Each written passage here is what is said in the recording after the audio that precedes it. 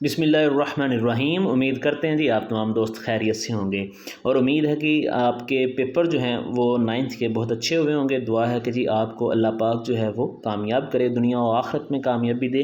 تو آج ہم جو ہے وہ اپنے 10th کی اسلامیات جو ہے، جو نئی بک آئی ہے گورنمنٹ کی طرف سے، اس کے فرسٹ جو چیپٹر ہے اس کو دیکھتے ہیں۔ تو جو پہلا چیپٹر ہے ہمارے پاس، اس کے اندر جو ہے وہ ہمارے پاس جو چیپٹر ہے اس کا نام انہوں نے دیا ہے جی حفاظت و تدوین حدیث، یعنی کہ دو حصے ہیں اس کے، ایک تو حدیث جو ہے اس کی حفاظت، اور دوسرا جو ہے وہ تدوین حدیث، یعنی کہ حدیث کو جو ہے وہ مرتب کرنا، جمع کرنا، اس کا دور اول جو ہے حدیث کا وہ مشتمل ہے جی ہمارے پاس عہد نبوی اور عہد صحابہ رضی اللہ تعالی عنہم کے اوپر۔ تو چلیے اس چیپٹر کو جو ہے وہ ہم شروع کرتے ہیں۔ تو جب ہم چیپٹر شروع کرتے ہیں تو اس کے اوپر جو ہے وہ ہمیں کچھ حاصلات دیے جاتے ہیں کہ آپ اس چیپٹر کو پڑھ کے کیا کچھ سیکھ سکتے ہیں۔ تو ہم یہاں سے جو ہے وہ نیچے سے اپنا باقاعدہ جو چیپٹر ہے اس کو شروع کرتے ہیں۔ تو بسم اللہ الرحمن الرحیم۔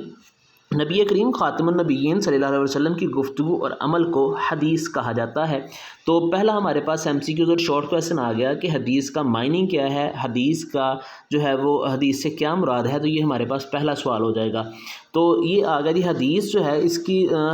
جو تعریف آئے گی ہمارے پاس وہ یہاں سے آئے گی کہ نبی کریم خاتم النبیین صلی اللہ علیہ وسلم کی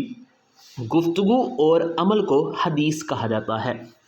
آپ صلی اللہ علیہ وآلہ وسلم کے فرمان کو حدیث قولی اور عمل کو حدیث فعلی کہا جاتا ہے۔ یعنی کہ یہ ہمارے پاس حدیث کی قسمیں آ گئیں کہ حدیث کی آپ صلی اللہ علیہ وسلم کی جو پہلی دو اقسام ہیں ان میں حدیث قولی ہے کہ جو آپ صلی اللہ علیہ وسلم نے فرمایا ہو، اور جو آپ نے عمل کیا ہو وہ آپ کی حدیث فعلی ہے۔ اب تیسری اس کی حدیث کی قسم آ گئی، یہ 9th میں بھی آئی تھی کہ آپ کے سامنے کسی صحابی رضی اللہ تعالیٰ عنہ نے عمل کیا اور آپ خاتم النبیین صلی اللہ علیہ وسلم نے خاموشی اختیار فرمائی، یعنی کہ آپ کے سامنے کام ہوا مگر آپ نے جو ہے وہ اس کے اوپر خاموشی اختیار کی، نہ تو اس کو کرنے کا حکم دیا اور نہ ہی اس کو کرنے سے روکا، تو اسے ہم کہتے ہیں یہ حدیث تقریری کہتے ہیں۔ تو یہاں تک جو ہے وہ ہمارے پاس آ گئی تھی حدیث اور حدیث کا مفہوم یا حدیث کی اقسام۔ آگے ہمارے پاس ایک شارٹ کویسچن آ رہا ہے جی کہ حدیث قدسی کسے کہا جا سکتا ہے۔ ٹھیک ہے، یہ اگر آپ چاہیں تو یہ پورا پیرا بھی حدیث کی تعریف کے اندر لکھ سکتے ہیں، یہ ایڈجسٹ ہو سکتا ہے۔ تو حدیث قدسی کسے کہا جاتا ہے کہ جس حدیث کا مفہوم اللہ تعالیٰ کی طرف سے اور الفاظ جو ہیں وہ نبی کریم خاتم النبیین صلی اللہ علیہ وسلم کی طرف سے ہوں تو اسے ہم کہتے ہیں کہ حدیث قدسی ہے، یعنی کہ وہ حدیث جو آپ صلی اللہ علیہ وسلم کے ان الفاظ میں ہو مگر اس کے اوپر حکم جو ہے وہ اللہ تعالیٰ کا ہو، تو اس کو ہم کہیں گے کہ یہ حدیث قدسی جو ہے وہ ہمارے پاس ہے۔ اس کے بعد جی یہ ہمارے پاس پہلا پورا جو پیرا ہے اس کے اندر آپ دیکھیں تو ہمارے پاس کچھ شارٹ کویسچن بھی پوچھے جا سکتے ہیں اور MCQs بھی پوچھے جا سکتے ہیں۔ جو مین یہ پیرا ہے یہ حدیث کی تعریف کے اوپر ہے۔ اس کے اندر جو MCQs ہیں جی اس میں یہ ہے کہ آپ صلی اللہ علیہ وسلم کے فرمان کو کہا جاتا ہے حدیث قولی، آپ صلی اللہ علیہ وسلم کے فعل کو کہا جاتا ہے حدیث فعلی، حدیث تقریری سے کیا مراد ہے، حدیث قدسی سے کیا مراد ہے، یہ ہمارے پاس سوالات اور MCQs آ جاتے ہیں۔ دوسرا پیرا دیکھتے ہیں حدیث مبارکہ قرآن مجید کی تفسیر و تشریح ہے، یعنی کہ جو حدیث ہے وہ اصل میں قرآن مجید کو سمجھانے کے لیے جو ہے وہ بتائی گئی ہے، یعنی کہ اس کی تفسیر ہے اور اس کی تشریح ہے، یعنی کہ حدیث مبارکہ جو ہیں وہ اصل میں قرآن مجید کی تفسیر ہیں۔ نبی کریم خاتم النبیین صلی اللہ علیہ وسلم کی اطاعت اور اتباع کا اللہ تعالیٰ نے خود حکم ارشاد فرمایا ہے، یعنی کہ آپ صلی اللہ علیہ وسلم کی جو حدیث ہے اس کے بارے میں اللہ تعالیٰ کا خود حکم ہے۔ نبی کریم خاتم النبیین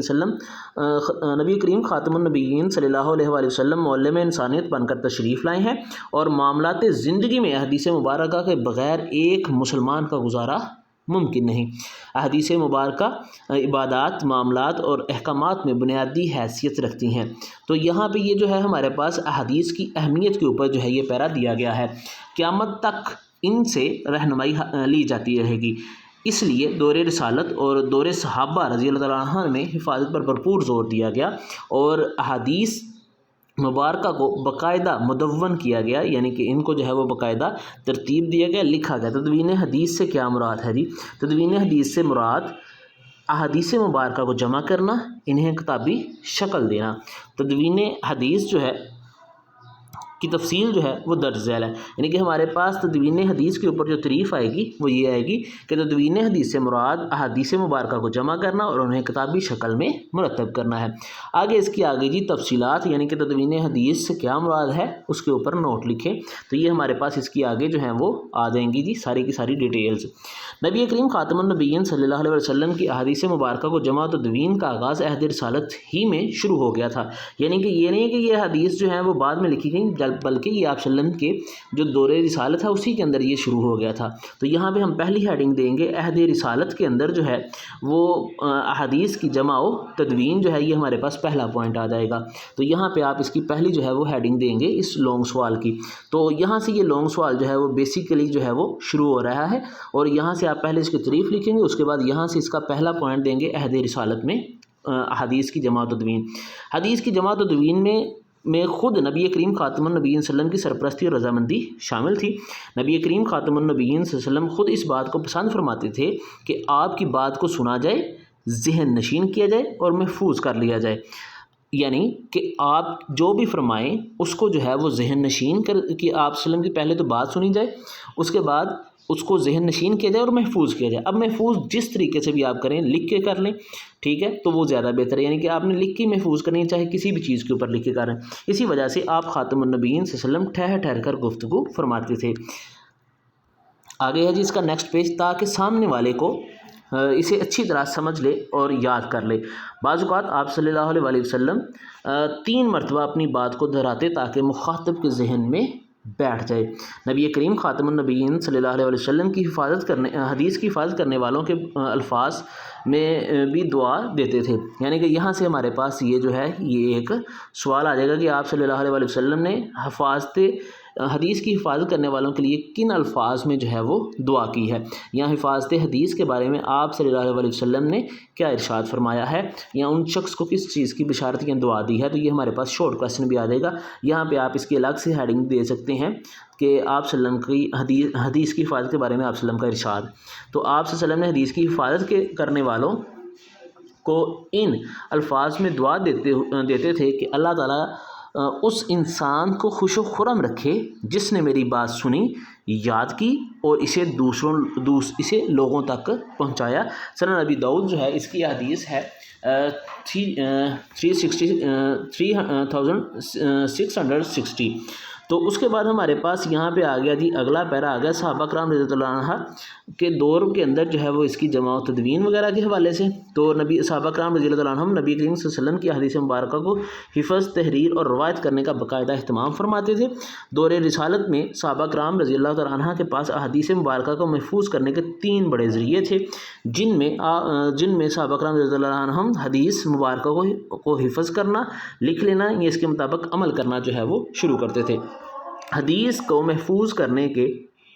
3 بڑے ذریعے صحابہ کے پاس کون سے تھے؟ تو یہ ہمارے پاس جو ہے وہ شارٹ کویسچن بھی آ گیا۔ تو پہلا طریقہ ہے حفظ کرنا، دوسرا ہے لکھ لینا، اور تیسرا اس کے مطابق عمل شروع کر دینا۔ رسول اللہ صلی اللہ علیہ وسلم خاتم النبیین نے صحابہ کرام کی حوصلہ افزائی فرمائی کہ وہ آپ خاتم النبیین صلی اللہ علیہ وسلم کے فرامین کو یاد رکھنے کے ساتھ ساتھ تحریری صورت میں بھی محفوظ کریں، یعنی کہ آپ صلی اللہ علیہ وسلم نے ان کو خود جو ہے وہ اس بارے میں تلقین کی کہ صحابہ جو ہیں وہ آپ صلی اللہ علیہ وسلم کی احادیث کو جو ہے وہ لکھ کر بھی محفوظ کریں۔ چنانچہ آپ خاتم النبیین صلی اللہ علیہ وسلم کی زندگی میں حدیث نبویہ کو کتابی شکل میں محفوظ کرنے کا سلسلہ شروع ہو گیا تھا۔ رسول اللہ خاتم النبیین صلی اللہ علیہ وسلم کے وصال کے بعد صحابہ کرام رضی اللہ عنہ کی بڑی تعداد نے اس عمل کو اپنی زندگی کا مشن بنایا۔ عہد رسالت میں حدیث مبارکہ کی کتابت و تحریر کی متعدد شہادتیں درج ذیل ہیں، یعنی کہ احادیث مبارکہ کی جمع و تدوین میں کتابت و تحریر میں موجود شہادتیں۔ دور رسالت میں جو دعوت نامے اور خطوط خود نبی کریم خاتم النبیین صلی اللہ علیہ وسلم نے مصر، شام اور ایران کے فرمان رواؤں کو لکھے، ان خطوط میں بعض تحریری شکل میں آج بھی مختلف مقامات پر محفوظ ہیں، یعنی کہ جب آپ صلی اللہ علیہ وسلم نے مختلف جو ہے وہ ممالک کو خط لکھے تو وہ آج تک جو ہے وہ محفوظ ہے۔ نبی کریم خاتم النبیین صلی اللہ علیہ وسلم نے حضرت عمر بن حزم کو یمن کا والی بنا کر بھیجا۔ تو یہ ہمارے پاس MCQs بھی آئے گا کہ آپ صلی اللہ علیہ وسلم نے حضرت عمر بن حزم کو کس ملک کا یا کس علاقے کا والی بنا کر بھیجا، تو یمن میں جو ہے ان کو مالک بنا کر بھیجا۔ تو انہیں صدقہ اور وراثت کے متعلق احکامات لکھوائے، یعنی کہ صدقہ کے اور وراثت کے متعلق جو قوانین ہیں ان کے بارے میں جو ہے وہ ان کو لکھ کے دیا۔ اس طرح نبی کریم خاتم النبیین صلی اللہ علیہ وسلم نے مختلف علاقوں سے زکوٰۃ وصول کرنے کے لیے جن لوگوں کو روانہ فرمایا تھا ان کی رہنمائی کے لیے زکوٰۃ کے تفصیلی احکامات ان کو لکھوا کر دیے تھے۔ یہ احکام باقاعدہ تحریری شکل میں صحابہ کرام رضی اللہ تعالیٰ عنہ کے پاس موجود تھے۔ بعض صحابہ رضی اللہ تعالیٰ عنہ کے پاس احادیث نبویہ کے ذاتی نسخے موجود تھے، یعنی کہ یہاں پہ آپ جو ہے وہ ہیڈنگ دے سکتے ہیں احادیث کے نسخوں کا تحریری طور پر صحابہ کے پاس موجود ہونا۔ صحیفہ صادقہ دور رسالت ہی کا مجموعہ احادیث تھا۔ اچھا جی، یہ 9th میں بھی تھا کہ صحیفہ صادقہ کس نے لکھا، جو حضرت عبداللہ بن عمر بن العاص جو ہیں رضی اللہ عنہ کا مرتب کرتا تھا۔ اس کے علاوہ حضرت ابو ہریرہ، حضرت علی المرتضیٰ اور حضرت عبداللہ بن مسعود رضی اللہ تعالیٰ عنہ کے پاس بھی احادیث مبارکہ کے تحریری نسخے موجود تھے۔ تو یہاں بھی ہمارے پاس شارٹ کویسچن بھی آ سکتا ہے کہ عہد رسالت میں یعنی کہ آپ صلی اللہ علیہ وسلم کے دور میں کن کن صحابہ کے پاس جو ہے وہ احادیث جو تھی ان کے نسخے لکھے ہوئے موجود تھے، تو ان میں حضرت عبداللہ بن عمر بن العاص، حضرت ابو ہریرہ،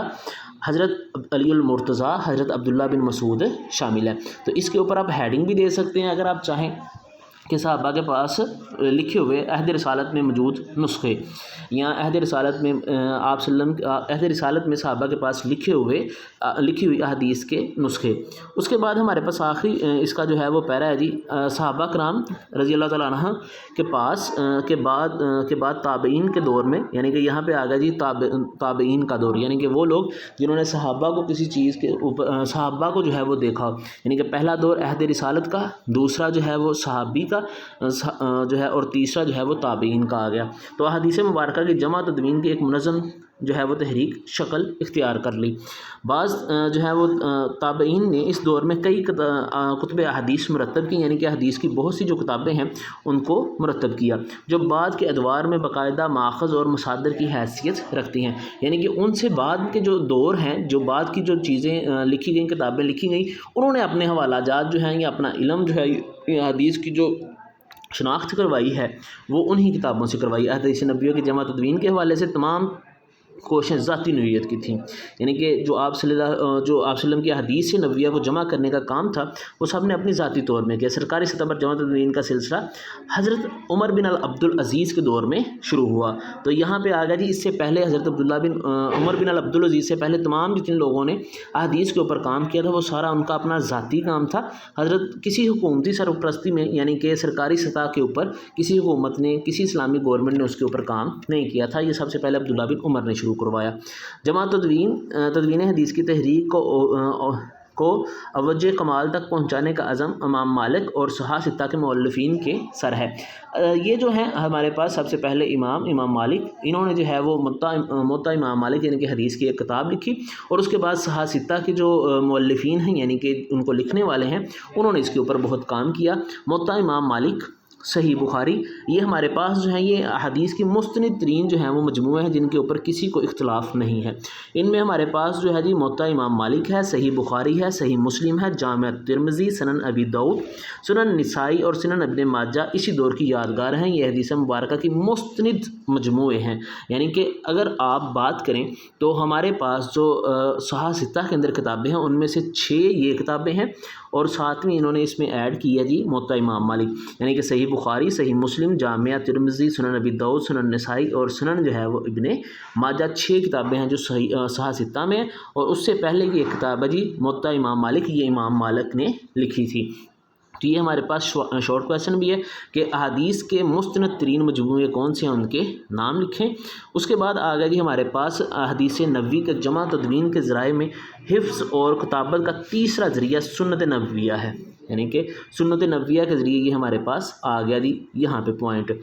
رہنا۔ جو حکم قرآن مجید میں موجود ہے، پوری امت کو اس بات پر اتفاق ہے کہ قرآن مجید کے بعد احادیث مبارکہ ہی ہدایت و رہنمائی کا ذریعہ ہے۔ اللہ تعالیٰ نے قرآن مجید میں ارشاد فرمایا ہے،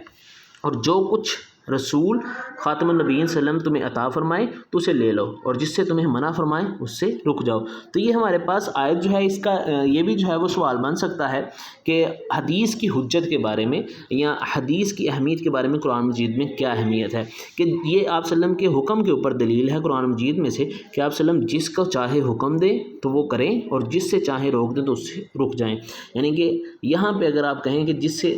चीज़ को करने का आप सल्लम ने हुक्म दिया वो आप करें, वो भी अल्लाह का हुक्म है, जिससे आप सल्लम ने मना फरमा दिया उससे मना हो जाए, वो भी अल्लाह का हुक्म है। यानी कि अल्लाह की अताअत असल में आप सल्लम की अताअत है। उसके बाद आगे जी हमारे पास आखिरी पैरा है जी, जमात तदवीन हदीस की पूरी तारीख पर नज़र डालने से वाज़ह होता है कि अल्लाह ताला ने कुरान मजीद के साथ साथ हदीस नबवी की हिफाजत का भी खुसूसी असबाब मुहैया फरमाए हैं, ताकि क़यामत तक अहले ईमान और उस पर अमल पैरा होकर दुनिया व आखिरत की कामयाबी हासिल कर सकें। उम्मीद है जी कि आपको ये वीडियो जो है वो बहुत ज़्यादा फ़ायदा देगी। अगर कहीं पे कोई मिस्टेक हुई हो तो आप हाईलाइट कर सकते हैं, और अगर आपको कुछ समझ ना आई हो तो आप कमेंट में पूछ सकते हैं। अब यहाँ पे जो है वो यहाँ से हमारा ये जो है मैंने लॉन्ग क्वेश्चन कवर करने की कोशिश की है कि आप जो है वो इसको देख सकें। तो यहाँ से जो है ये हमारे पास तदवीन हदीस इस पैरे से जो है ये लॉन्ग क्वेश्चन हमारा शुरू हो रहा है। इसमें आप जितना चाहिए आगे सारा पॉइंट जो है इनको लिख सकते हैं। तो अगली जो इसकी एक्सरसाइज है उसका लिंक डिस्क्रिप्शन